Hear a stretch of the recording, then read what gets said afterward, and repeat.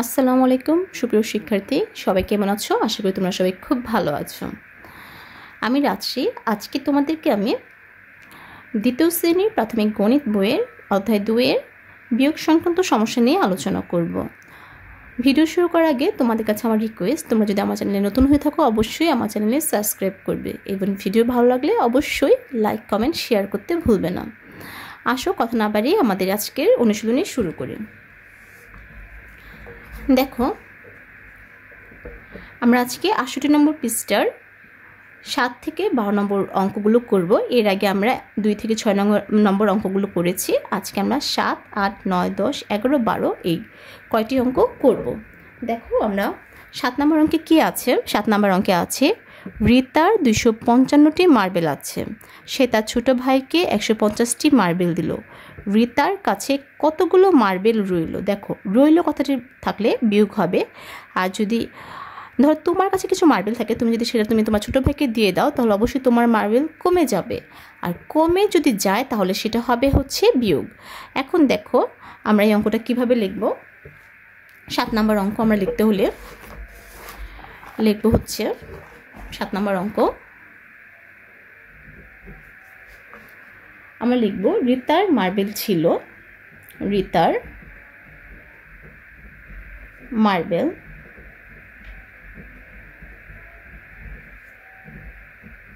ছিল 255টি।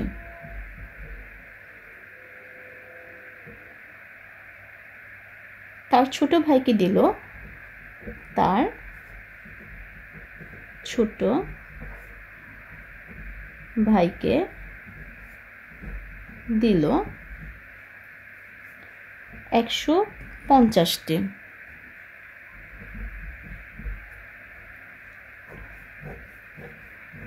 এটা অবশ্যই বিয়োগ হবে। তাহলে যদি ওর মার্বেল থেকে, রিতার মার্বেল থেকে ছোটো ভাইকে কিছু দিয়ে দেয়, তাহলে অবশ্যই এটা হবে হচ্ছে বিয়োগ। আর এই জন্য বিয়োগ চিহ্ন দিয়েছি। তাহলে ছোটো ভাইকে দিলে থাকবে রিতার মার্বেল রইল। এবার লিখবো হচ্ছে রিতার মার্বেল রইল সমান, দেখো 5 থেকে যদি 0 বিয়োগ দেয়, মানে কোনো সংখ্যা থেকে 0 গেলে সেই সংখ্যাটি থাকে এখানে 5ই হবে। এবার 5 থেকে 5 গেলে থাকবে হচ্ছে 0, আর 2 থেকে 1 দিয়ে থাকবে 1। তাহলে রিতার মার্বেল রইল কতটি? 105টি। উত্তর হবে 105টি। উত্তর 105টি। আমাদের 7 নম্বর অঙ্ক করা শেষ। এবার আমরা 8 নম্বর অঙ্ক দেখব। দেখো, 8 নম্বরে কি আছে? একটি নার্সারিতে 146টি মেহগনি গাছের চারা আছে এবং 120টি নিম গাছের চারা আছে। ওই নার্সারিতে কতটি মেহগনি গাছের চারা বেশি আছে? তাহলে লেখাই আছে মেহগনি গাছের চারা বেশি আছে। এখন মেহগনি গাছের চারা নিম গাছের চেয়ে কতটি বেশি আছে সেটা জানতে হলে আমাদের বিয়োগ করতে হবে। কিসে থেকে বিয়োগ করতে হবে? মেহগনি গাছের চারা থেকে নিম গাছের চারা বিয়োগ দিতে হবে। তাহলেই আমাদের মেহগনি গাছের কতটি চারা বেশি আছে তা পাওয়া যাবে। তাহলে আমরা প্রথমেই লিখব 8 নম্বর অঙ্ক। 8 নম্বর অঙ্কে আমরা লিখব হচ্ছে মেহগনি গাছের চারা আছে। মেহগনি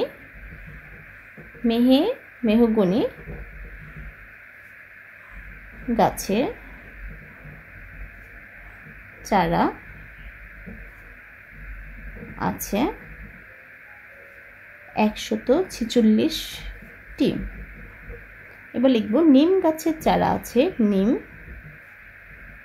গাছে চারা আছে 120টি। 120টি। এটা আমাদের বিয়োগ হবে। তাহলে আমাদের এখানে লিখতে হবে মেহগনি গাছের চারা বেশি আছে। আমাদের এমনভাবে লিখতে হবে যাতে উত্তরটা বিয়োগ করার ফলাফলটা ঠিক এই সংখ্যার বরাবরই হয়। মেহগনি গাছের চারা বেশি আছে সমান 6 থেকে 0 গেলে থাকবে 6, 4 থেকে 2 গেলে থাকবে 2, তাহলে 1 থেকে 1 গেলে তো 0, বাম সাইডে কোনো 0 লেখা দরকার নেই। উত্তর হবে 26টি। উত্তর মেহগনি গাছে চারা বেশি আছে কতটি? 26টি। শুধু আমরা 26টি লিখে দেব, 26টি। আশা করি অঙ্কটি তোমরা বুঝতে পেরেছো। আমরা পরের অঙ্কতে যাব। দেখো পরের অঙ্কে কি আছে। পরের অঙ্কে আছে 355 থেকে কোন সংখ্যা বিয়োগ করলে 245 হবে। দেখো 355 থেকে কোন সংখ্যা বিয়োগ করলে, কোন সংখ্যাটা বিয়োগ করলে সেটা আমাদের বের করতে হবে। আর বিয়োগ করার পর কত থাকবে? ফলাফল হবে 245। তাহলে এই অঙ্কটা আমাদের বিয়োগ করতে হবে। শুধু এই অঙ্কটা আমরা সহজেই লিখে দেব। 9 নম্বর অঙ্ক, একদম সহজ, তেমন কিছু লিখতে হবে না, এটার লেখার কিছুই নেই। শুধু আমি ছোট্ট করে এখানেই করে দিচ্ছি 9 অঙ্কটা। 355 বিয়োগ কত? 245। এটা জাস্ট বিয়োগ দিয়ে দেখিয়ে দেবো। 5 থেকে 5 গেলে 0, এবার 5 থেকে 4 গেলে থাকবে 1, আর 3 থেকে 2 গেলে থাকবে 1। তাহলে 355 থেকে 110 বিয়োগ করলে থাকবে 245। উত্তর সংখ্যাটি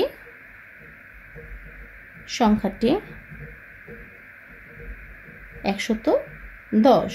শুধু এতটুকু লিখলেই এই অঙ্কটা হয়ে যাবে। এই অঙ্কতে তেমন কিছু করার নেই। আসো আমরা পরের অঙ্কতে যাই। পরের অঙ্কে কী ছিল? পরের অঙ্কে ছিল হচ্ছে একটি পুকুরে 200টি তেলাপিয়া মাছ ছিল এবং 165টি তেলাপিয়া মাছ বিক্রি করা হলো। পুকুরে আর কতগুলো তেলাপিয়া মাছ রইল বলেছে, যেহেতু এটা বিয়োগ হবে। তাহলে পুকুরে প্রথমে কতটি তেলাপিয়া মাছ ছিল? পুকুরে ছিল 200টি তেলাপিয়া মাছ, আর এর মধ্যে বিক্রি করা হলো 165টি।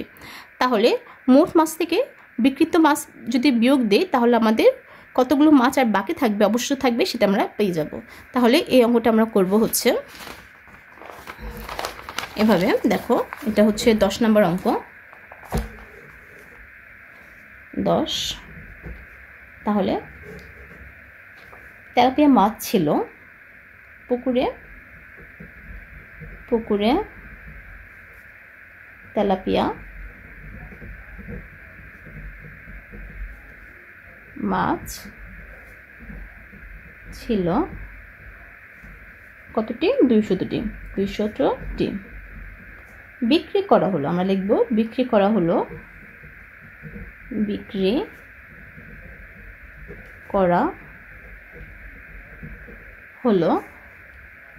165টি।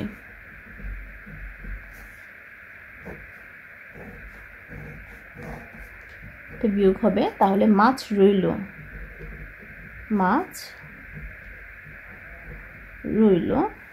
সমান, দেখো উপর যদি 0 থাকে, 0 থেকে তো আর 5 যায় না, 0কে আমাদের 10 ধরতে হবে। 10-এর থেকে যদি 5 যায় তাহলে হবে 5। এবার হাতে থাকে, যেহেতু 0কে 10 ধরেছি, হাতে থাকবে 1। 6-এর সাথে আমরা 1 যোগ করব, তাহলে 6-এর সাথে 1 যোগ করলে হবে 7। আবার উপরে 0, তাহলে এই 0 থেকে 0কে 10 ধরবো।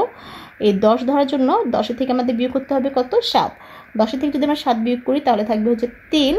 এবার আমরা যেহেতু 10 ধরেছি, এবার হাতে থাকবে 1, এই 1টা 1-এর সাথে যোগ করলে হবে 2। তাহলে 2 থেকে যদি 2 বিয়োগ দিই তাহলে থাকবে 0। বাম সাইডে 0 লিখতে হয় না। এখন আমাদের উত্তর হবে 35টি। উত্তর 35টি।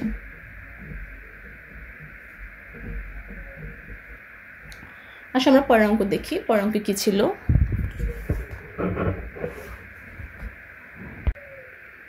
দেখো 11 নম্বর অঙ্কে কি আছে। তুহিনের 342 টাকা আছে, শাকিলের 315 টাকা আছে। কার টাকা কম আছে এবং কত টাকা কম আছে? দেখো কার কত টাকা কম আছে সেটা আমরা কীভাবে দেখব। এই 342 বড় না 315 বড়? এই সংখ্যার মধ্যে 342 বড় আর 315 হচ্ছে ছোট সংখ্যা। যেহেতু কম বলেছে তাহলে ছোট সংখ্যাটাই হচ্ছে কম। তাহলে কার কাছে? শাকিলের কাছে আছে 315 টাকা, এটাই হচ্ছে কম টাকা। তাহলে কার কাছে কম টাকা আছে? বুঝে যাচ্ছে শাকিলের কাছে কম টাকা আছে। এবং কত কম টাকা আছে এটা বের করতে হলে আমাদের অবশ্যই তুহিনের টাকা থেকে শাকিলের টাকা বিয়োগ দিতে হবে। প্রথমে বড় সংখ্যাটা লিখতে হবে বিয়োগের সময়, আর পরে ছোট সংখ্যা লিখতে হয়। আসো আমরা 11 নম্বর অঙ্কটি করি। 11 নম্বর অঙ্ক আমরা লিখব তুহিনের কাছে আছে তুহিনের কাছে আছে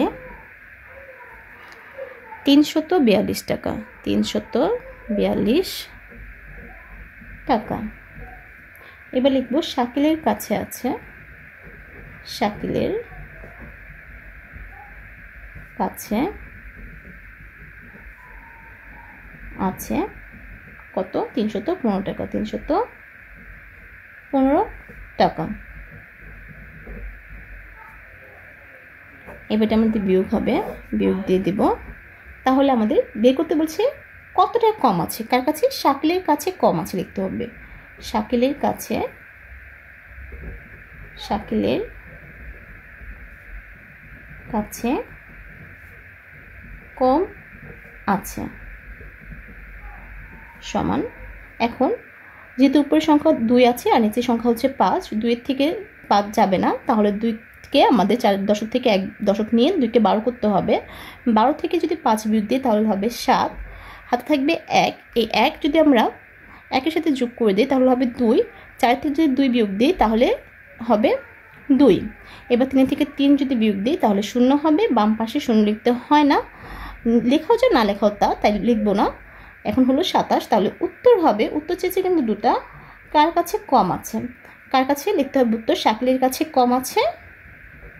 শাকিল, সরি, এখানে হবে শাকিলের কাছে, শাকিলের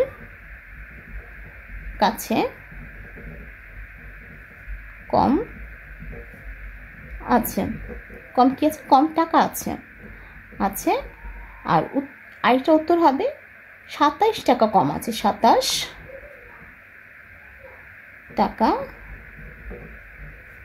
কম আছে। এখানে একটা এবং লিখে দেব। আচ্ছা, এবার আমরা 12 নম্বর অঙ্কটি দেখব। দেখো 12 নম্বর অঙ্ক কি আছে? সাকিবের 3টি 100 টাকার নোট ছিল, তা থেকে মিনাকে 225 টাকা দিল। সাকিবের কাছে কত টাকা রইল? এটিও বিয়োগ করতে হবে, যেহেতু রইল বললো, কিন্তু এই অঙ্কটা আমাদের প্রথমে 12 নম্বর অঙ্ক করতে হবে। কত টাকা আছে সেটা কিন্তু লেখা নেই, লেখা আছে 3টি 100 টাকা নোট আছে। তাহলে আমাদের লিখতে হবে 3টি 100 টাকা নোট সমান সমান 3টি 100 টাকার নোট সমান সমান 100 টাকার নোট সমান 3 গুণন 100। 3কে 100 দিয়ে গুণ করতে হবে, এখানে টাকা লিখতে হবে, সমান সমান 300 টাকা। 300 টাকা। এবার আমাদের তাহলে সাকিব কাছে আছে কত টাকা? 300 টাকা। এই সাকিব টাকা থেকে মিনাকে দিবে এবং যা থাকবে, মিনাকে দেওয়ার পর যা থাকবে সেটাই হচ্ছে সাকিবের কাছে থাকবে। এখন লিখব সাকিবের কাছে আছে, সাকিবের কাছে ছিল 300 টাকা। এই টাকা থেকেও মিনাকে দিল কত টাকা? মিনাকে দিল কত টাকা? 225 টাকা। সাকিবের টাকা থেকে যদি মিনাকে দিয়ে দেয় তাহলে এটা বিয়োগ হবে। তাহলে বিয়োগ করার পর থাকবে হচ্ছে সাকিবের রইল, সাকিবের রইল সমান। এখন উপর যেহেতু 0, উপর 0 থাকলে এটাকে 10 ধরতে হবে। 10 থেকে যদি 5 বিয়োগ দিই তাহলে থাকবে 5, হাতে থাকবে 1। 2-এর সাথে যদি আমি 1 যোগ করি তাহলে হবে 3। আবার উপর 0, 0কে আমাদের 10 ধরতে হবে। 10 থেকে যদি 3 বিয়োগ দিই তাহলে থাকবে হচ্ছে 7। আবার যেহেতু উপরে 10 ধরেছি তাহলে হাতে থাকবে 1। তাহলে 2-এর সাথে যদি 1 যোগ দিতে হবে 3। 3 থেকে 3 বিয়োগ দিলে 0 হবে। বাম পাশে আমরা 0 লেখা যায় না লেখাও তা, লিখবো না তাই। তাহলে সাকিবের কাছে কত টাকা রইল? 75 টাকা। উত্তর সাকিবের কাছে রইল হচ্ছে 75 টাকা। শুধু আমরা 75 টাকাটাই উত্তর হিসেবে লিখে দেব, 75 টাকা। আজকের ক্লাসটি এই পর্যন্তই। আশা করি তোমরা সবাই বুঝতে পেরেছো এই বিয়োগ সংক্রান্ত সকল সমস্যাগুলো। তারপর যদি তোমাদের কোনো সমস্যা থাকে, কোনো কিছু বুঝতে অসুবিধা হয়, তাহলে অবশ্যই আমাকে কমেন্টসে জানাবে। আজকের পার্ট এই পর্যন্ত। সবাই সুস্থ থাকো, ভালো থাকো, আনন্দে থাকো। ধন্যবাদ সবাইকে।